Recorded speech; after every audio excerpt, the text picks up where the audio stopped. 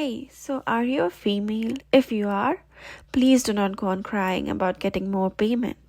And why do you need that college degree? If you're not going to be well paid for your job, you might as well sit at home and look after your kids.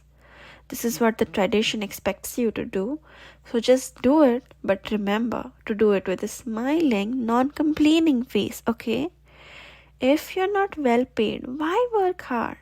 And if you're not working hard, you're certain of not getting a promotion as well.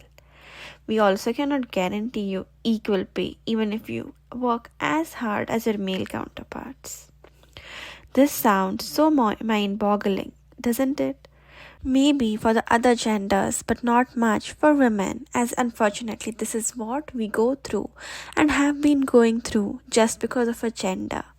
We have been denied the basic equal rights that every human being deserves. These rights pertain to the most important issues of women's lives, such as education, martial laws like divorce, child custody, etc. In addition to this, women are not granted equal rights that can protect them against domestic violence and sexual assault. According to research, every 92 seconds, an American is sexually assaulted.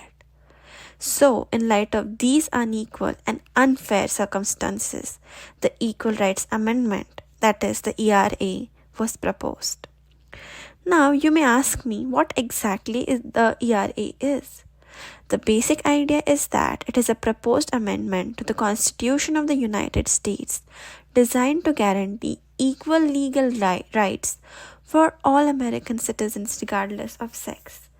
Its proponents believe that enshrining the principle of gender equality in our founding charter would help overcome many of the obstacles that kept women as second-class citizens.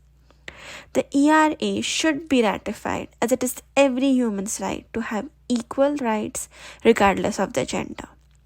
Some people believe that ERA would adversely affect women instead of protecting them and thus argue against its ratification.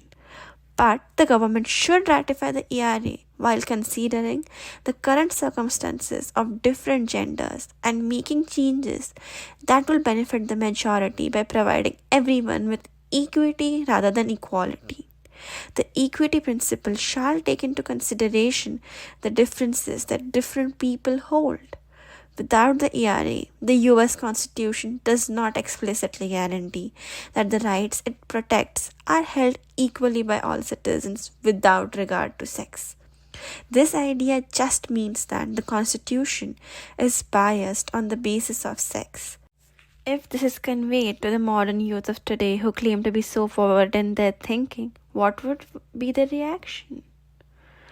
Additionally, the ERA would also protect the sexual minorities by inspiring them to fight for their equal rights as well. Finally, I urge you to pause the video, or wait, better yet, I shall pause the video. Now, I would like you to find your state and find out whether it supports ERA or not. If it does not, I request you to support the party that supports the principles of ERA and the ERA itself.